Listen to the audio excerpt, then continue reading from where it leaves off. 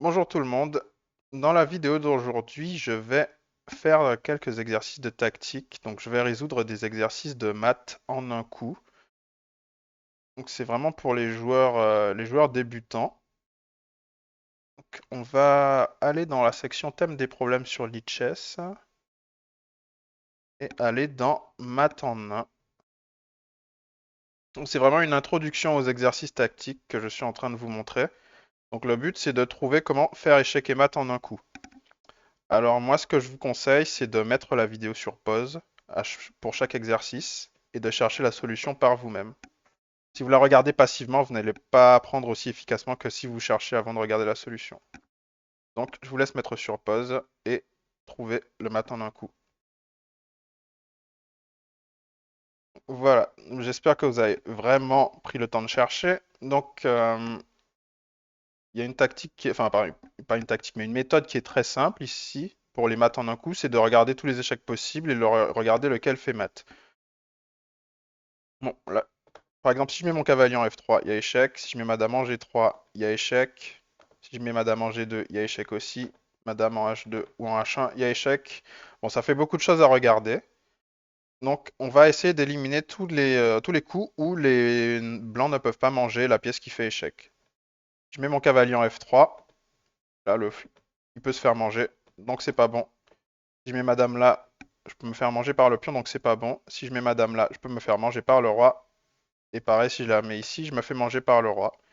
En revanche, si je joue dame G2, là, la dame elle est protégée par le cavalier, donc elle ne peut pas se faire manger, et elle enlève toutes les cases au roi, donc c'est échec et mat.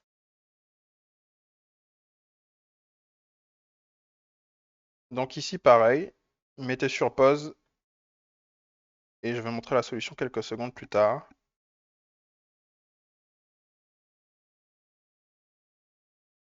Donc voilà, ici, il faut regarder tous les échecs possibles. Donc si je mets ma dame sur ces quatre cases-là, il y aura échec. Il y a également échec si je la mets ici. Il y a ce coup-là, on peut déjà l'éliminer parce que je vais me faire manger par la dame blanche. Et en toute logique, le coup qui va empêcher, qui va enlever le plus de cases au roi blanc, c'est celui qui se rapproche le plus du roi. Donc si je me mets ici par exemple, il y a échec, le roi il peut pas rester sur ces cases-là, mais il peut s'enfuir sur la case G2. En revanche, si je fais dame F1, là le roi il peut aller ni en G1 ni en G2, donc c'est bien échec et mat.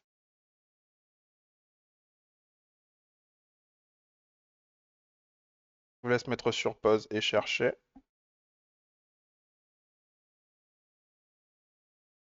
Donc ici, quels coups font échec, hein? Il y a le coup G5 et il y a le coup, oups, il y a le coup fou G5.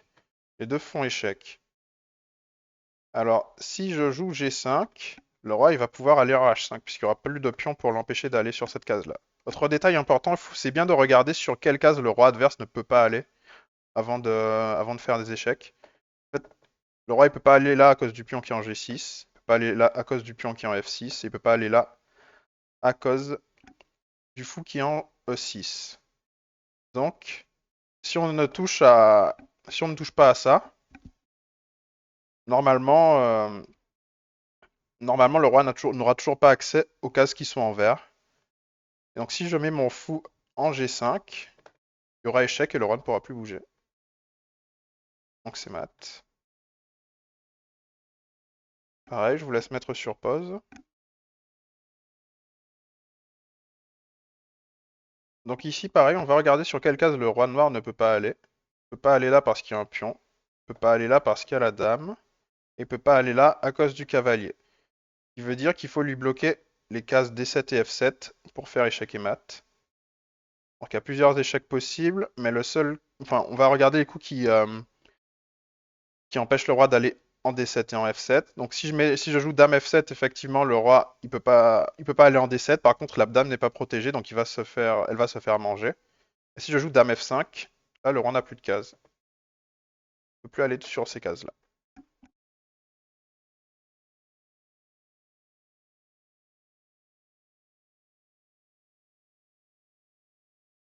Voilà, j'espère que vous avez mis sur pause encore une fois. Donc ici, qu'est-ce qu'il y a comme échec possible? Bon, déjà, avant de regarder les échecs possibles, où est-ce qu'il peut aller ce roi? Il peut pas aller là parce que le pion protégé par le cavalier. Il peut pas aller là à cause de la tour. Et qu'est-ce qu'il y a comme échec possible? Cavalier E7, cavalier H6 et tour H8. Si je mets mon cavalier en E7 ou en H6, il peut se faire manger par la dame dans les deux cas, donc c'est pas mat en un coup. Et si je joue tour H1, la tour elle sera protégée par le pion et elle prendra toutes les cases du roi, donc ce sera mat. Pareil, mettez sur pause. Dans cet exercice, on voit que le roi blanc, il peut pas aller sur les trois cases qui sont ici, ni les trois cases qui sont là, parce qu'il se mettrait en échec, et il ne peut pas non plus aller sur les cases F4 et D4. Donc en fait, le roi noir, il a déjà plus de cases, parce qu'il est bloqué par les deux pions, la tour et le roi. Et donc si je mets mon pion en F5, c'est échec et mat. Le roi ne peut plus aller nulle part.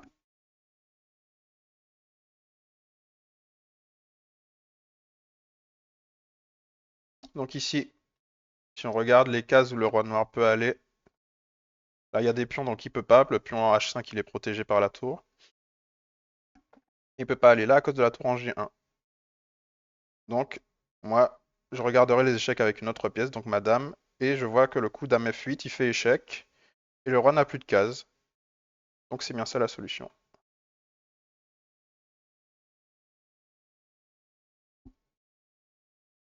Alors ici, sur quelle case le roi noir peut aller? Il peut pas aller ici à cause de la tour. Par contre, il peut s'enfuir par là. Donc il faudrait trouver un échec qui l'empêche de s'enfuir par là.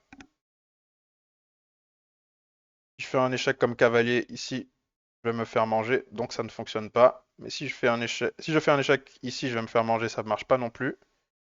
Par contre, si je joue dame D8, là, le roi il peut plus s'enfuir parce qu'il sera toujours sur la même diagonale. Et il pourra pas non plus aller sur ces cases-là, donc ce sera bien mat.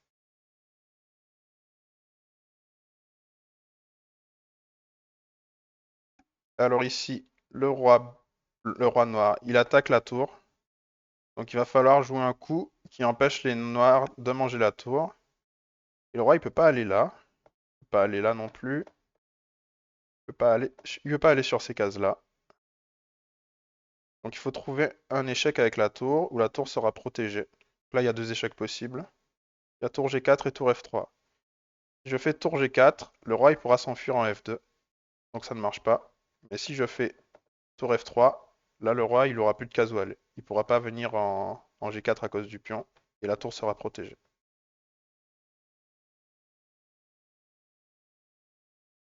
Ah, celui-là il sera peut-être un petit peu plus dur à voir si vous êtes débutant. Mais si on regarde les cases sur lesquelles le roi ne peut pas aller, on remarque déjà qu'il y a deux pions qui le bloquent et qu'ici il peut pas venir en G8 à cause du fou. Donc il faut regarder ce qu'il y a comme échec possible. Donc il y a soit cavalier G6, soit tour prend H7. Si je fais tour prend H7, le roi va manger la tour, donc ce sera pas échec et mat. Et si je mets mon cavalier en G6, là, les noirs ne peuvent pas prendre en G6 parce que le pion est cloué. Si on joue H prend G6, on se met en échec, donc c'est un coup illégal. Donc ici, après le coup cavalier G6, il n'y a plus de défense pour les noirs, c'est échec et mat.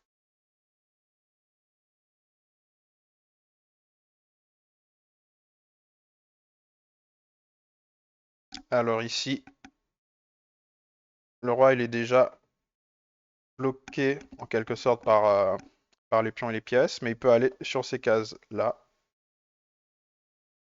Et ce que j'ai comme échec à ma disposition, cavalier E2, cavalier H3 et dame prend G2. Donc si je fais cavalier E2 ou cavalier H3, je vais me faire manger mon cavalier, mais si je fais dame prend G2, là, c'est échec et mat parce que le roi ne peut pas manger la dame, elle est protégée par le cavalier et il a aucune case où s'enfuir. Quand la dame est face au roi, comme ça, et que le roi est sur le bord de l'échiquier, ça veut dire que le roi n'a plus de case. Donc si la dame est protégée et qu'elle ne peut pas être mangée par une autre pièce, c'est qu'il y a échec et mat. Alors ici, on voit que le roi noir, il peut encore aller sur les cases C8 et E8. Par contre, il ne peut pas aller sur les cases C7 et D7 qui sont contrôlées par le pion et le fou. Moi, j'ai deux échecs à ma disposition. Enfin, j'en ai même trois. J'ai fou C7, tour D7, tour C8. Tour B8, pardon. Et le coup qui gagne ici, c'est tour B8. Parce qu'on va empêcher le roi d'aller sur ces deux cases-là. Et ces deux cases-là seront toujours bloquées. Donc c'est mat.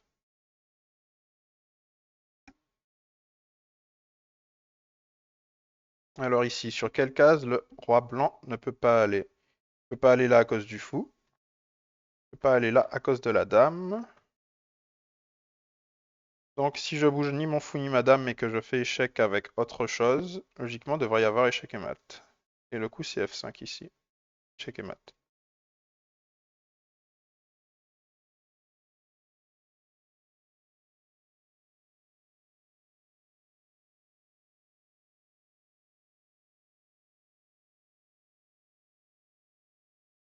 Alors le roi noir, il peut pas aller sur cette case-là, mais il peut aller en D1 ou en D2. Ce que j'ai comme échec à ma disposition, j'ai fou prend C3, j'ai dame F2, dame prend E2 et dame G3. Si je fais dame F2, je vais me faire manger. Si je fais dame G3, je vais me faire manger. Fou prend C3, je me fais remanger par n'importe quoi ici. Par contre, si je fais dame prend E2, ma dame elle est protégée par le fou qui est en A6 et elle est en face du roi. La dame peut pas être mangée par une autre pièce, donc c'est mat. Et je vais en faire un dernier.